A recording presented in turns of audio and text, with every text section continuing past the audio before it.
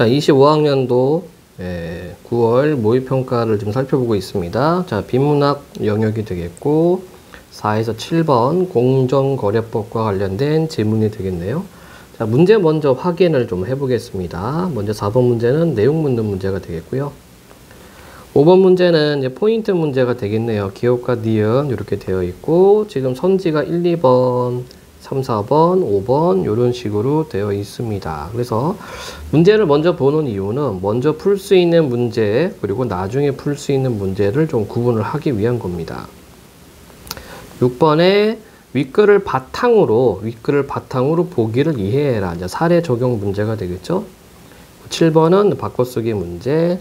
자, 7번 문제 바로 해볼까요? 그냥? 네, 7번 문제 바로 해보겠습니다. 여기가 어딨냐? 눈에 안 보이네. 또 바로 하려니까. 여기 있네. 조건을 붙이다. 이렇게 되겠죠. 자, 바꿔쓰기 문제 같은 경우에는 좀 단순화시키면 될 것 같아요. 조건을 붙이다. 그는 내 의견에 본인의 견해를 붙이다. 나는 수영에 재미를 붙이다. 그는 따뜻한 바닥에 등을 붙이다.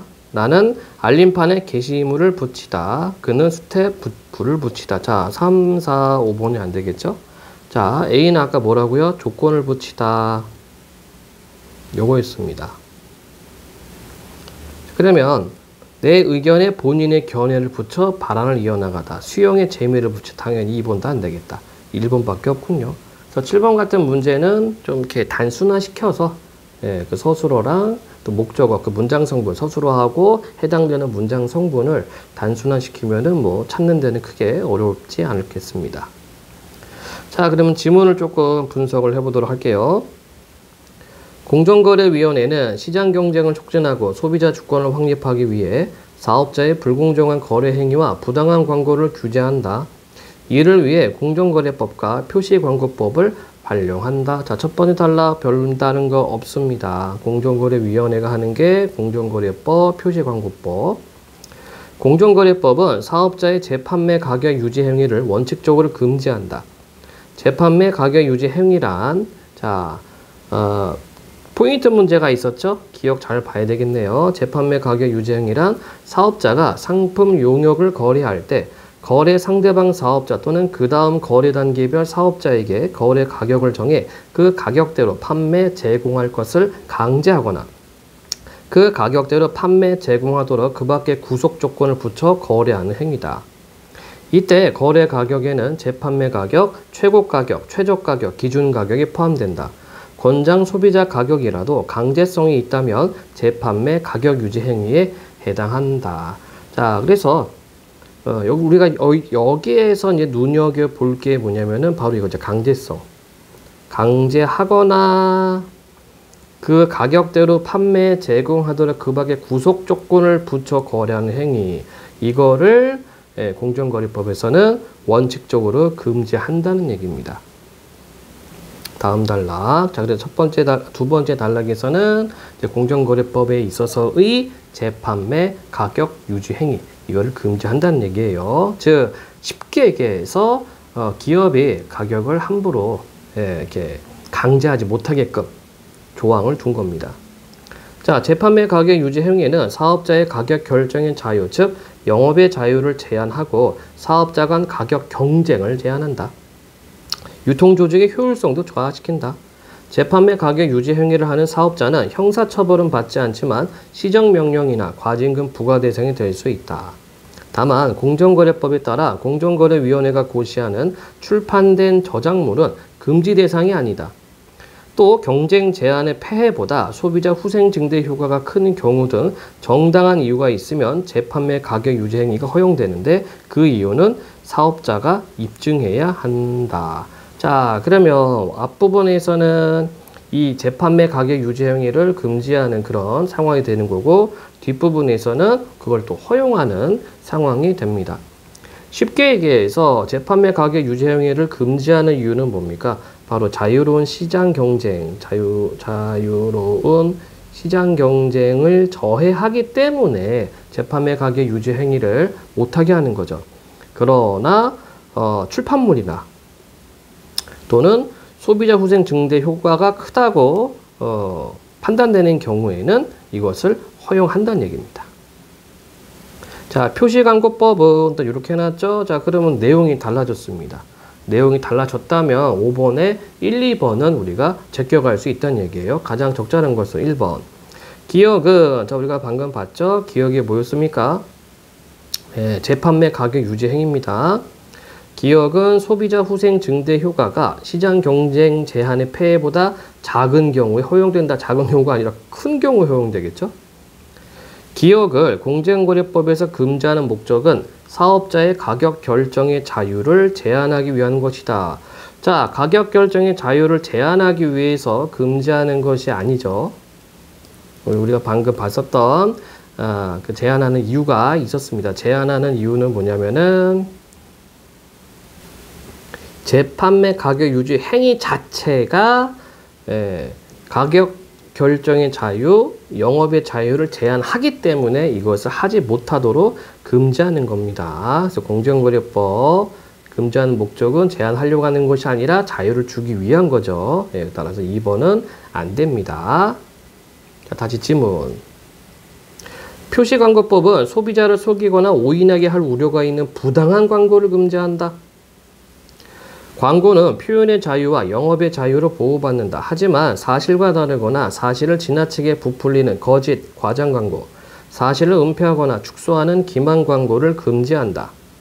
이를 위반한 사업자는 시정명령이나 과징금 부과 또는 형사처벌 대상이 될 수 있다. 자, 표시광고법에 대한 개념이 있고 금지하는 어떤 그 상황에 대해서 제시를 했습니다. 다음 단락. 추천 보증과 이용 후기를 활용한 인터넷 광고가 늘면서 부당 광고 심사 기준이 중요해졌다.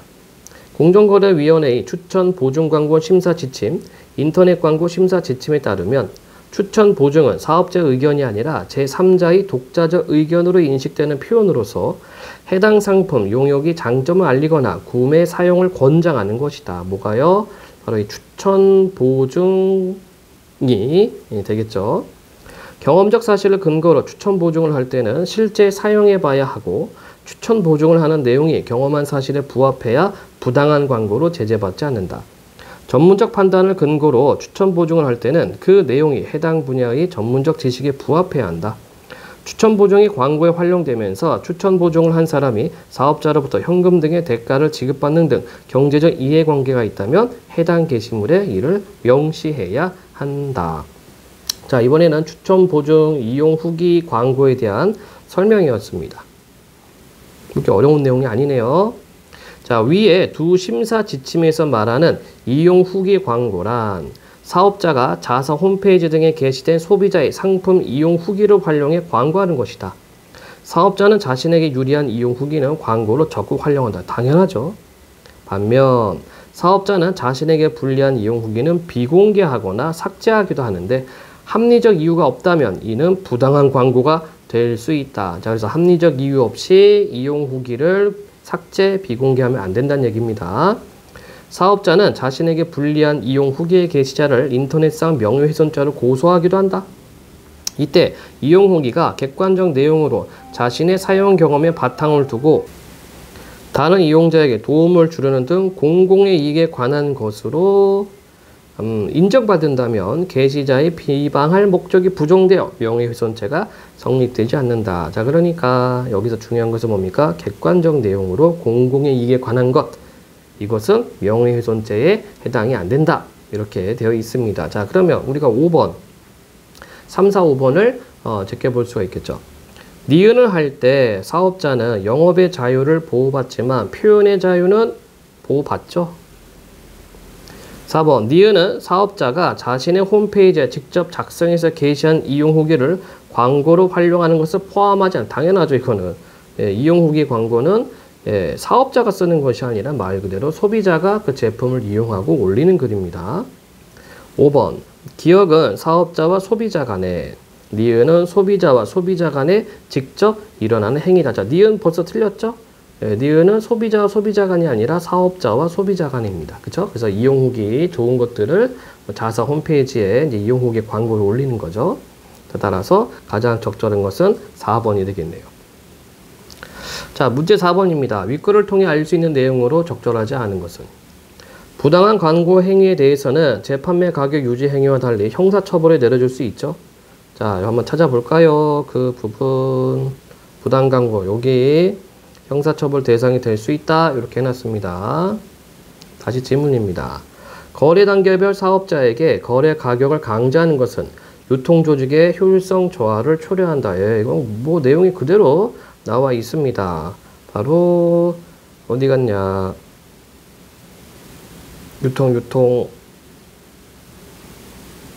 이쪽에 있군요. 유통조직의 효율성도 저하시킨다. 3번 재판매 가격 유지 행위의 정당성을 인정받고자 하는 사업자는 그 행위의 정당성을 입증할 책임을 진다. 당연한 거고. 네 번째, 경험적 사실을 바탕으로 한 추천 보증은 심사 지침에 따라 해당 분야의 전문적 지식에 부합해야 한다. 아니죠? 자, 두 가지가 있다라고 얘기를 했었던 것 같아요. 추천 보증과 이용 후기 같은 경우는. 그치? 예. 바로 여기서 이렇게 끊어지네요. 여기서 요거 하나 이렇게 되겠습니다. 따라서 무조건적으로, 어디 갔어? 해당 분야의 전문적 지식 부합해야 한다? 그렇지는 않습니다. 두 가지 패턴이 있는 거죠. 일반 이용자가 있을 테고, 그 다음에 전문적 지식을 활용한 것이 있을 테고요. 5번. 공정거래위원회가 고시하는 출판된 저작물의 사업자는 거래 상대방 사업자에게 기준가격을 지정할 수 있다? 예, 맞죠? 요게 이제 예외였습니다. 자, 그 다음에 6번 문제 한번 보도록 하겠습니다. 윗글을 바탕으로 보기를 이해한 내용으로 적절하지 않은 것은 A 상품 제조 사업자인 갑은 거래 상대방 사업자에게 특정 판매 가격을 지정해 거래했다. 아하. 자, 이게 이제 앞부분에 있었던 거 가격 재판매 유지 요거네요. 갑의 회사 홈페이지에 A 상품에 대한 이용 후기가 다수 게시되었다. 요것도 하고 있고 이용 후기 광고. 갑은 그중 A 상품의 품질 불량한 문제 삼은 이용 후기 200개를 삭제하고 박땡땡 교수팀이 A 상품을 추천 보증한 광고를 게시했다. 광고 대행사 직원 을은 A 상품의 효능이 뛰어나다는 후기를 갑의 회사 홈페이지에 게시했다. 소비자 병은 A 상품을 사용하며 발견한 하자를 찍은 사진과 품질이 불량하다는 글을 갑의 회사 홈페이지에 게시했다. 갑은 병을 명예훼손죄로 처벌해달라며 수사기관에 고소했다. 자, 그런데 이게 이제 객관적인 근거를 바탕으로 공익적 목표로 글을 게시했다면은 명예훼손으로 고소할 수 없다라고 윗글에 나와 있었죠. 자, 1번.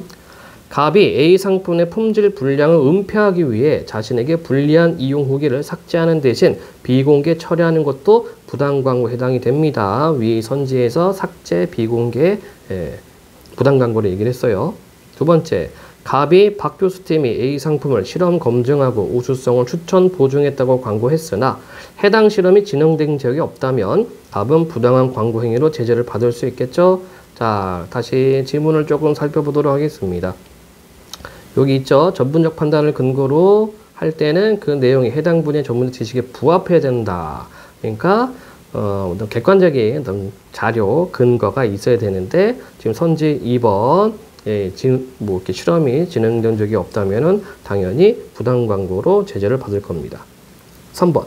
갑이 거래 상대방에게 판매 가격을 지정하며 이를 준수하도록 부과한 조건에 대해 정당성을 인정받지 못했더라도 그 가격이 권장 소비자 가격이었다면 갑은 제재를 받죠. 자, 정당성을 인정받지 못했다. 그러면은 제재를 받습니다. 한번 찾아볼까요? 이 부분에 있네. 예, 이 부분. 또 경쟁 제한의 폐해보다 색깔을 좀 달리하겠습니다. 소비자 후생 증대 효과 큰 경우 등 정당한 이유가 있으면 재판매 가격 유지 행위가 허용되는데 그 이유는 사업자가 입증해야 한다. 정당한 이유가 있어야 됩니다. 자, 그런데 선지 3번 정당성 인정받지 못했더라도 제재를 받지 않겠군. 틀렸습니다. 정당한 이유를 입증해야 된다. 4번 을이 갑으로부터 금전을 받고 갑의 회사 홈페이지에 A 상품의 장점을 알리는 이용 후기를 게시했다면 대가성이 있었다는 사실을 명시해야 되고요.